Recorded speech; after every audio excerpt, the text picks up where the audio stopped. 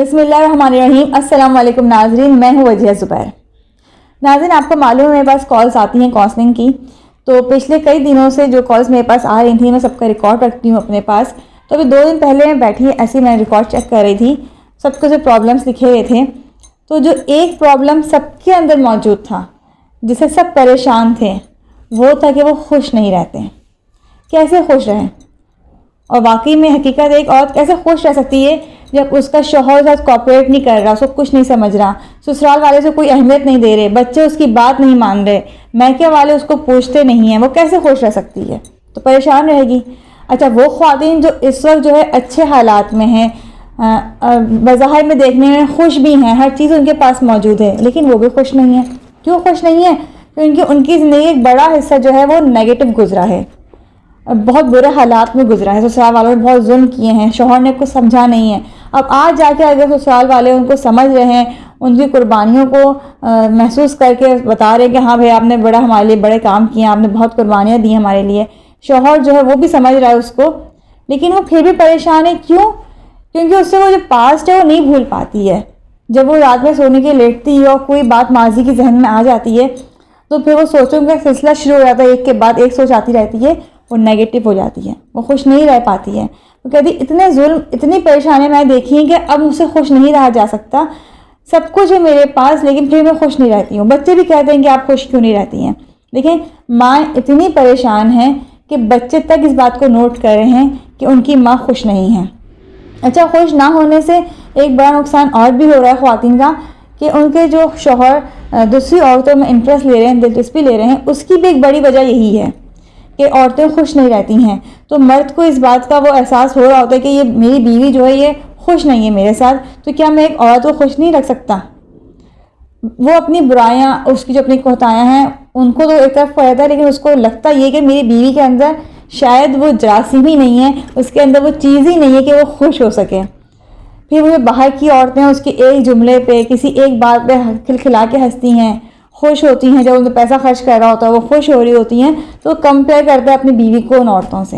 وہ پھر کہتے ہیں کہ نہیں، میں صحیح ہوں، جب یہ عورت مجھ سے خوش ہو سکتی ہے تو میری بیوی کیوں نہیں خوش ہو سکتی؟ وہ یہ بھول جاتا ہے کہ اس کی بیوی کے ساتھ اس کا کیا رویہ ہوتا ہے اور باہر کی عورت کا اس کا کیا رویہ ہوتا ہے۔ وہ کیا یاد رکھتا ہے کہ باہر کی عورتیں خوش ہیں مجھ سے، میری بیوی خوش نہیں ہے۔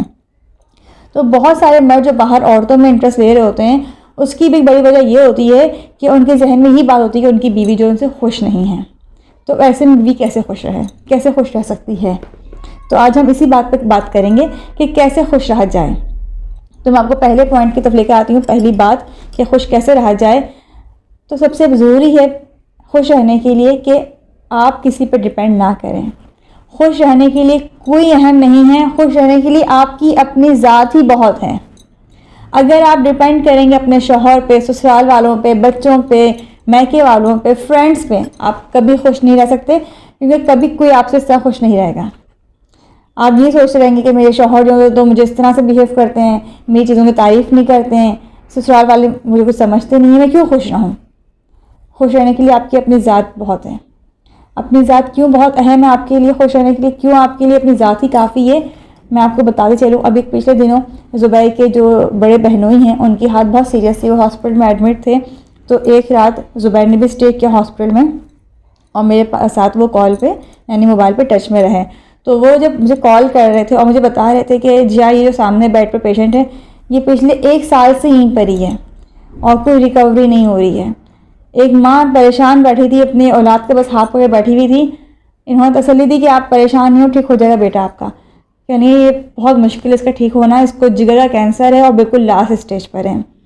ایک وہ عورت جس کی 2 بیٹیاں تھیں اور دونوں پیرالائز تھیں، ایک بیٹی کا انتقال چند مہینوں پہلے ہو گیا تھا اور ایک بیٹی ہاسپٹل میں ایڈمٹ تھی۔ اس کے بھائی نے، اس عورت کے بھائی نے بتایا کہ 35 سال میری بہن نے ایک گھر میں گزار دیے، وہ نکلتی نہیں تھی اپنی بیٹیوں کی وجہ سے گھر سے باہر، کہ وہ ان کی کیئر کر رہی ہوتی تھی، ان کی دیکھ بھال کر رہی ہوتی تھی۔ اب اس کی وہ بیٹی جس کو وہ اپنی زندگی کا سہارا سمجھی رہی تھی، کہ دن رات اس کے پیچھے اس نے اپنے لگائے ہوئے تھے، اس وقت وہ اس کنڈیشن میں تھی، ڈاکٹر جواب دے رہے تھے بالکل۔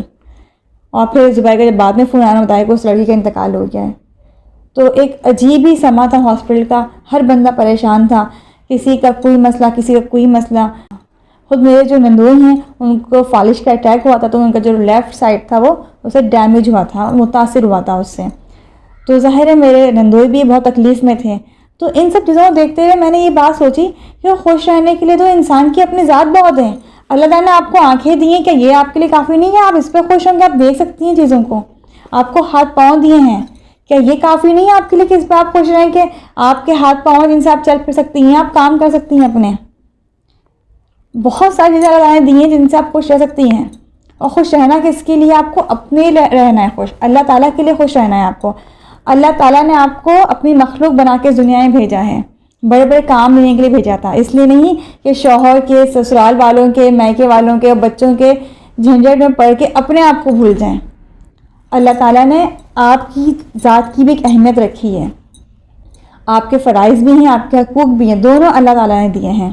اپنے فرائض بھی آپ نے پورے ادا کرنے ہیں، اور حقوق کی جہاں تک بات ہے تو آپ جب خوش نہیں رہیں گی تو آپ کے حقوق بھی ادا نہیں ہو سکتے.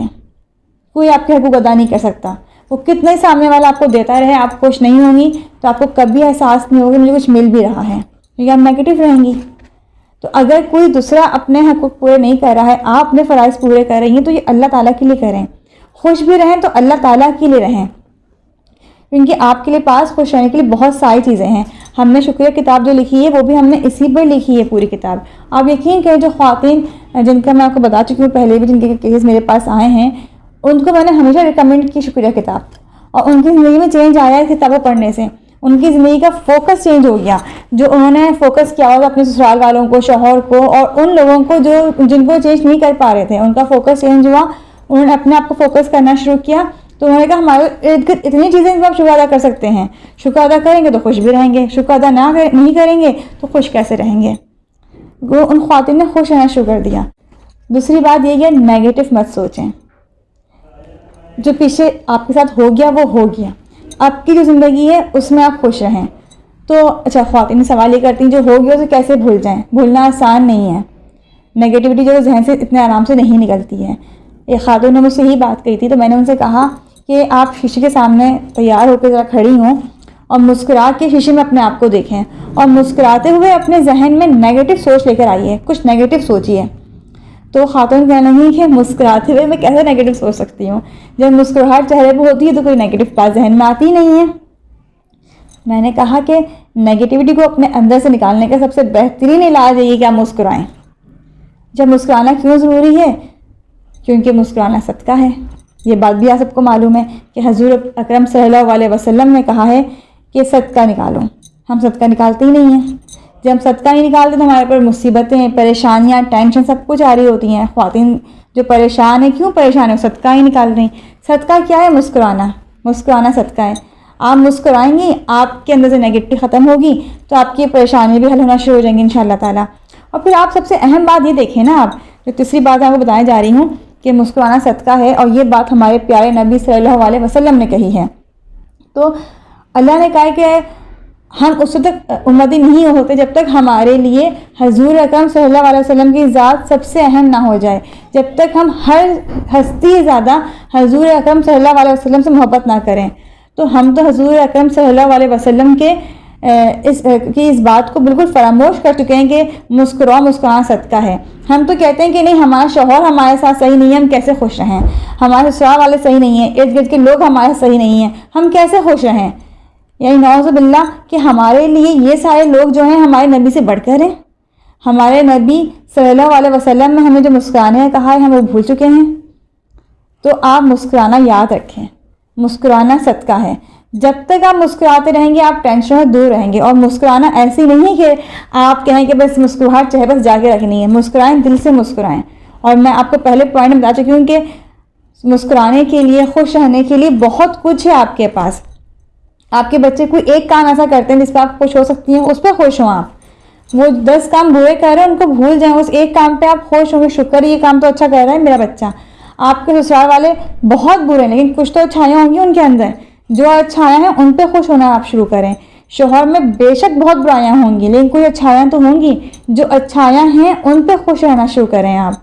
آپ خوش رہیں گی، آپ پازیٹیو ہوں گی، نیگیٹیوٹی ختم ہوگی آپ کے اندر سے، آپ کے مسائل بھی کم ہوں گے. امید ہے ویڈیو پسند آئی ہوگی آپ لوگوں کو. اپنے کمنٹس میں ضرور بتائیے گا کہ ویڈیو کیسی رہی اور جب آپ نے اس پر عمل کیا تو کیسا رہا. بہت بہت شکریہ. اللہ حافظ.